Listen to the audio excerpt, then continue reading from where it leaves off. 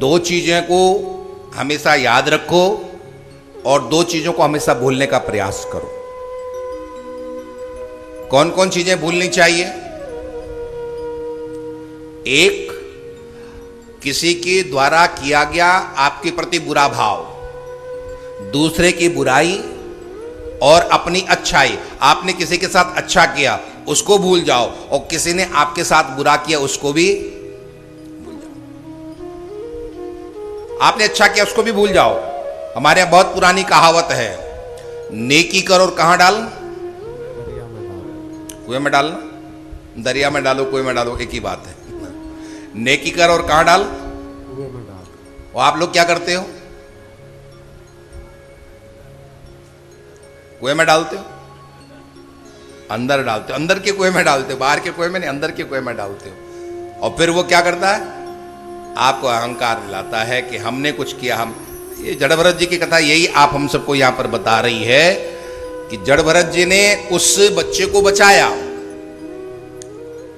कहां तो इतना बड़ा पूरा परिवार छोड़ करके आए थे, इतना राजपाट छोड़ करके आए थे, नाती पोते छोड़ करके आए थे, और कहां एक मृग के छोटे से बच्चे में आसक्त हो गए। यहां भागवत में लिखा कैसे उन्होंने राज्य को छोड़ा। जो युवैव मलवत उत्तम श्लोक लालसा। भगवान के लिए उन्होंने गंदगी की तरह पूरा का पूरा राज्यपाट छोड़ दिया, सब कुछ छोड़ दिया भगवान को पाने के लिए।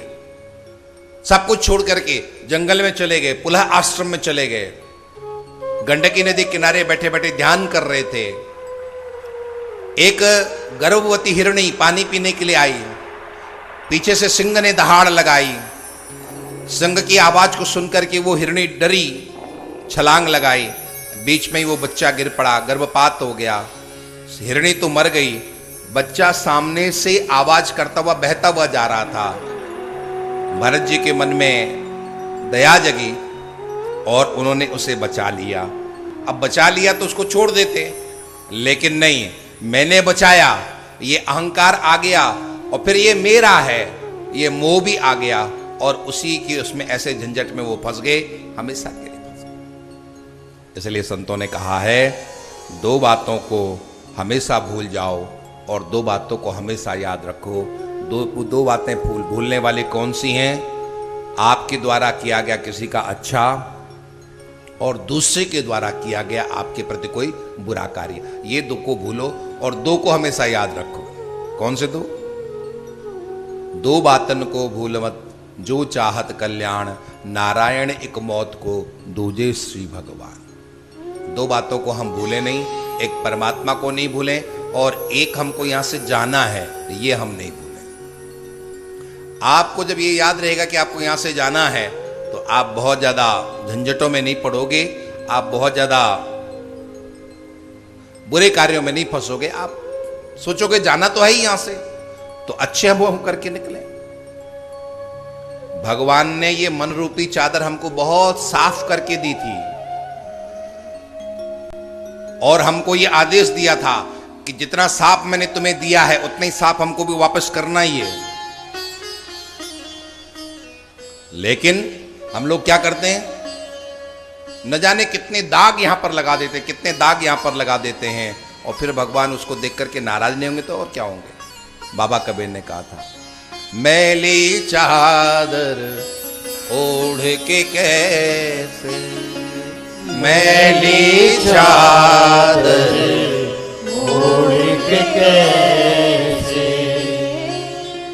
मैली चादर ओढ़ के कैसे, मैली चादर ओढ़ के कैसे, द्वारे तुम्हारे आओ,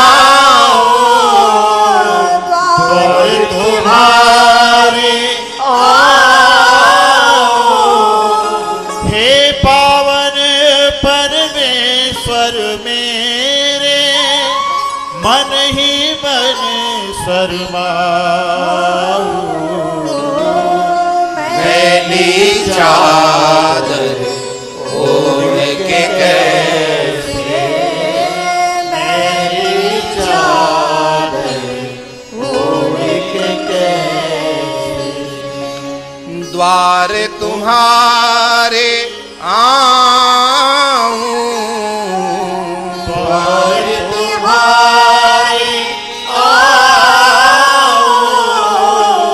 मैली चादर ओढ़ के कैसे।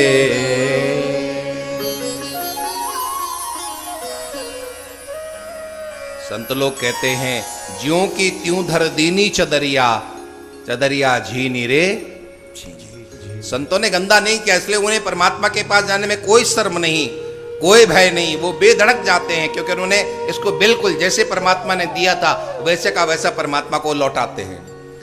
आप किसी के घर से कुछ चीज मांग करके लाओ और वो चीज बिल्कुल सुरक्षित दे दो वापस, तो आपको कोई भय नहीं होगा, आपको कोई शर्म नहीं होगी, कोई संकोच नहीं होगा।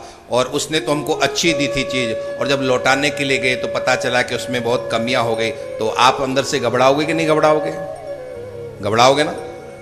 हाँ बोल दिया करो, घबराओगे ना?